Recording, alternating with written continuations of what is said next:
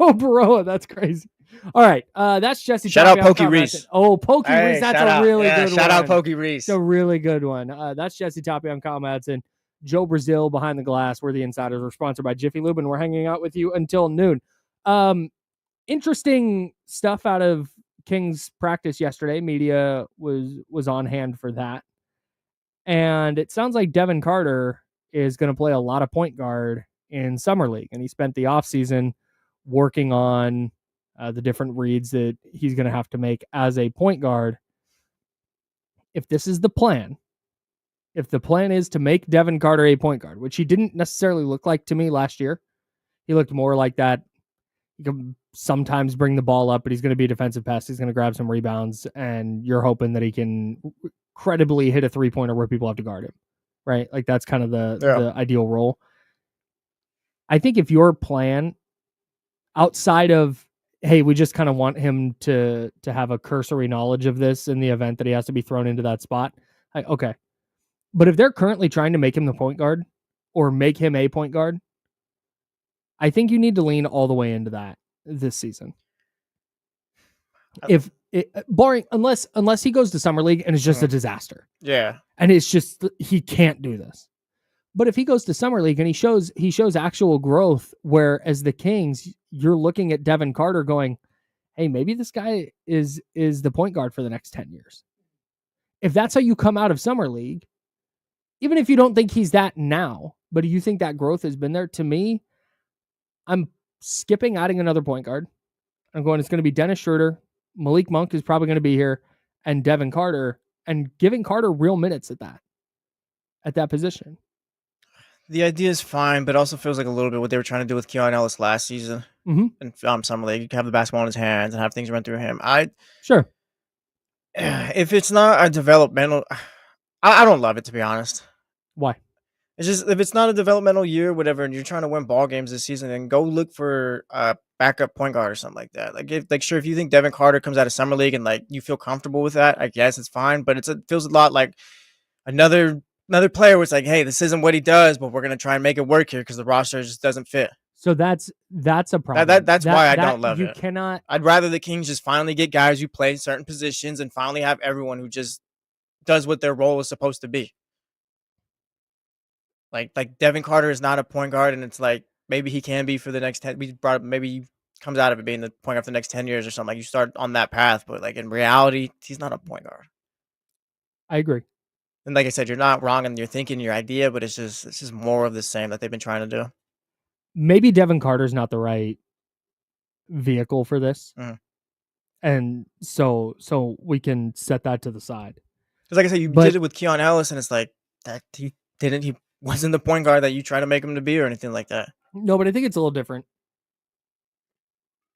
I think it's a little bit different because I think Carter is just a little bit more adept at the ball in his hands already.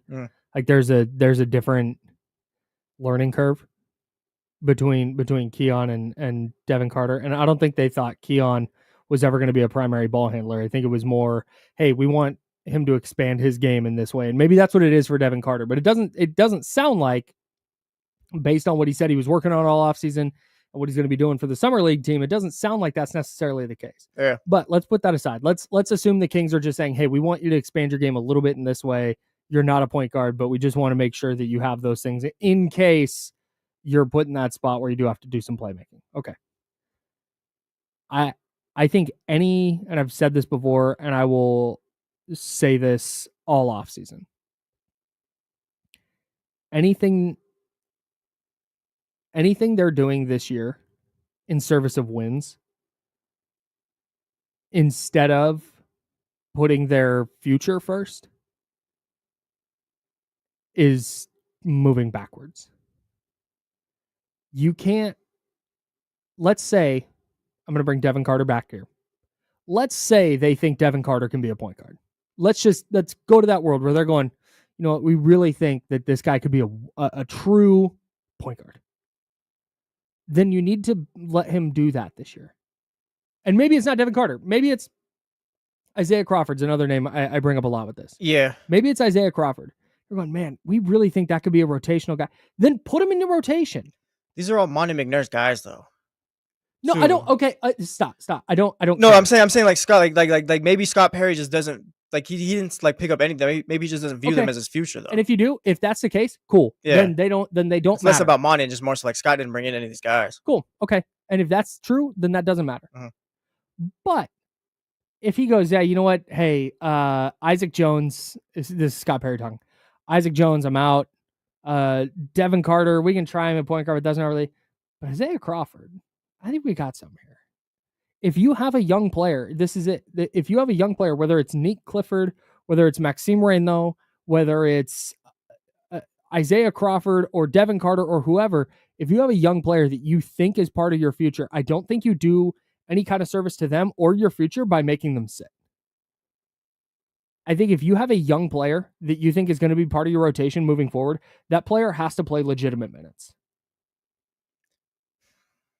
Okay, I don't disagree, but I think like I don't disagree, but like at the expense of like, what do you mean?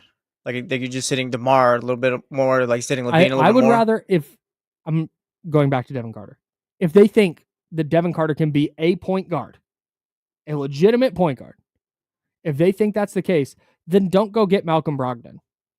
Don't worry about Russell Westbrook. Let Devin Carter and Malik Monk and Dennis Schroeder be your point guard rotation. If you think that Nick Clifford is going to be a major rotation player for you down the line, then don't go out and sign. Or if you go out and sign, is Amir Coffey still available? Let's say you go get Amir Coffey. Don't play him over Nick Clifford. Mm. I'm just trying to come up with examples on the fly. Yeah. So I'm really interested to see when the Kings debut at Summer League what Devin Carter looks like in that point guard role. I don't doubt he'll look good either. Like, I mean, you threw him in the G League a few times last season. He just tore it up, went for 40 every time. It felt like. I don't think there's going to be a time where it's like, oh yeah, Devin Carter can't do this looking at him in Summer League, but it's just more so you're going into the league with a bit of an unknown at your backup point guard spot. And like if it doesn't work out, it's like he can't run the point, then what do you do at that point? Maybe I'm missing the mark entirely. Maybe they're just doing that because he's going to very clearly be their best player at Summer League. And maybe they're anticipating he's only going to play 3 Summer League games and then they're going to get him out of there because he's going to score 40 a night or 40 a game. And they go, all right, that's enough. We wanted to get you to get some ball handling reps, but you're done now. Maybe that's it. I do think, though, like you kind of can look at it this way. If he's going to be around and they can't trade him or anything like that, and he's going to be on the roster this year, this is probably the best way to get him some minutes this season. Yeah. Yeah, I think so. Yeah, so I guess like if it's for the sake of like he's here, jam at the 2. Yeah, like he's here, so we got to find something for him and all that. Like I don't hate it. Yeah. But again, it's just I'd rather you be sure about what you're doing at that backup spot rather than what they've done in the past, where it's like, we're gonna try and make it work here, and if it doesn't, we'll pivot again. But again, they're in a tough spot, where it's just they've got a logjam. It's that balancing act too of trying this year versus developing for future years. And my focus, when I view the Sacramento Kings, my focus is more on what does the future look like? What does this look like in 2027? What does this look like in 2028? And I don't. Malcolm Brogdon, Russell Westbrook, they do 0 amounts of things for 2027 or 2028. And to me, you can't even argue the culture and getting guys to play the right way, because how many here's an exercise. How many players on the Kings right now are on the team and major contributors in 2028? One. Who is it? Keegan Murray. Hopefully. Not Keon Ellis? He doesn't even have a deal right now. I wanted to say Keon, but like he doesn't even have a long-term deal right now. I'm assuming it's going to be Keegan because I'm assuming he's going to get one. So that's. But like I would have threw Keon in there, but like I said, he just doesn't have a deal right now. So that's why I'm like, I don't care. I personally, but that's the thing too. Like I know the Kings do. I know the Kings very much, and you can tell in the way they've operated this offseason, they care very much about being relevant this year. And so my wish of hey, get the young guys in isn't gonna fly. Yeah, that's kind of my thing too. Like you're not even necessarily wrong, but it's just I don't think they have a roster where it's like it's built for maybe the Isaiah Crawfords or the Isaac Joneses to come in You're and probably like right. really get some true development. Because no, DeMar DeRozan and Zach LaVine and all these other guys are trying to win now. Mm-hmm. Like we can't wait for you to figure it out. And it's Right, unfair a bit or whatever, but it seems that's the plan they're taking this season. man. It's like if this was a developmental year where it's like, yeah, it's not looking too great. They're probably not going to win a lot of ball games. Yeah, throw Devin Carter out there, get him some minutes at point guard, and we'll see how it looks like. But there's a point where it's like if he's out there with the vets and all that stuff, and they're moving, and he just can't get in the flow. That's going to look bad. That's not. It's he's been in an unfair situation since he got drafted. Man. You drafted a You're guy. probably you're right. I know you're right. I'm Thank you. deeply frustrated by this continued idea that, and again, it's this reality. It just frustrates me the same way traffic on my way home frustrates me. Figure it out. You drive this way every day. You know that 50, the exit is the right 2 lanes on 5. Why are you cutting from the fast lane all the way over to 50 and stopping traffic because you planned poorly? Sounds like this morning. Nah, it's on the way home. It'll be this afternoon because it's inevitable. It frustrates me, but I know it's reality. I'm so frustrated by the notion, and again, I understand, but I'm frustrated by it. The notion that like, oh well, you can't take Sabonis off the floor. Oh, you can't waste a year of DeMar DeRozan. He's 36 years old. You can't waste a year for him. Yeah. Well, Zach LaVine can't come off the bench. Like, oh my God. I get it, but like you said, it's reality. It's just reality. I hate this. It's the reality of the situation. I hate that everything about the Kings is being done in service of dudes that are doing nothing for their future playoff. Oh, yeah, you're going to get 33 minutes of Zach LaVine. Oh, you're going to get 35 to 38 from DeMar DeRozan. You're going to get that from Domantas Sabonis, and frankly, you're going to have to like it this year. I'm not going to have to like anything. Well, fine, you're going to have to watch it. I'm going to hate it, dog. I'm going to watch it, but I'm going to hate it. I won't hate it as long as there's a plan and a process out there for us to follow. But that's I guess that's it. Uh-huh. It appears, if you disagree, please tell me. It appears the plan is, we'll wait. Yeah, you kind of scared me off of that yesterday, to be honest, about like just like those deals that we're trying to talk about, like that's what you do next year might not even be there, might not even be something you can do. Yeah, right. So okay. We got Tyler Jennings in the chatty house. Agrees with you, says facts, Kyle. It's sickening. Tyler Jennings has been rebuilds for anyone that could hear it. It's just I know the Kings are not. Uh-huh. Does the Zach LaVine trade for Fox last year, is that why they can't? Yeah. You think that's just kind of what's holding this all up? That's the major.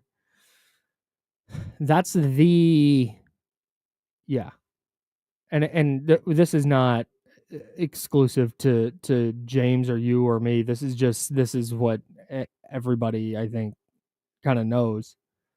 That was the move that put that locked them into this spot. Because I think if you don't have Zach LaVine, let's say, I don't want to rehash the De'Aaron Fox situation. Just call it Keldon Johnson, Jeremy Sohan, and a first round pick, whatever. I don't even. But I think so. You know how Kenny was saying yesterday how Scott Perry's 2 steps ahead because he's doing low ball offers for Jonathan Kuminga. Then you can say the same thing about the Spurs. Yeah, and say they were 2 steps ahead of the Kings because they knew that the Kings weren't gonna. De'Aaron Fox wanted to go to the Spurs, so they weren't gonna give him anything crazy. So I don't even think that you could change the deal. The right thing there, and again, the pass is a pass, but you just don't do anything. Yeah, I got you. And you go, we're going to figure it out this year, and then we'll revisit this in the offseason. And I think the deal is probably different this offseason. If nothing else, your Zach, I promise you, Scott Perry is not trading for Zach LaVine. Promise you. That's not happening. So you're at the very least, even if the deal is not substantially different, even if you're not getting players back or Stephon Castle or whoever else we were talking about, even if you're not getting that back this offseason, you're at least not handcuffed to this. Yeah, Zach you have flexibility. You have a little flexibility. Zach LaVine's a great player and all that, but it was a short-sighted win now move that just blew up in your face. Yeah, he's a good player. Good, great. Like, what are you doing to me, man? Are you, like, he's a great scorer and all that. Like, I'm not saying he's a lead or anything like that. But you know what I'm saying. But it's just it was a short-sighted win now move that maybe it was a pattern move or whatever, but just put you in a tough spot where like you have no flexibility until next year. Like once Zach LaVine got here, everyone was talking about like not what he's gonna do for the team, but more so, you got a year till he's got his player option, then you can move off him after that. That's been the entire conversation. Yeah, just from the get-go. So that's the one. And that's why I'm not going to lay this at Scott Perry's feet. I'm not going to say that this new front office is already a disaster. Like, no, they got dealt a nigh impossible hand because the owner needed to have Zach LaVine on his team. And that is the painful reality we wade through every time we talk about the Kings. Yeah. And I hate it too, because if you knew you were going to let go of the past front office, then you probably should have waited for the next guy to make the move. We're just rehashing old stuff. I know. But that's the main. It's not the Sabonis extension. It's not the DeMar DeRozan signing. I think the DeRozan thing obviously did not work out how they hoped, but that's not prohibitive in the way that the Zach LaVine deal is. It's for me. Yeah. So we'll see though. Maybe you can get a Kuminga in here. Maybe. Yeah, we'll do some Kuminga watch. I can't believe it's turned into a fan. No, it's a whole feud. It's a whole war again. We're back. How is this happening? This is round one of the playoffs all over again.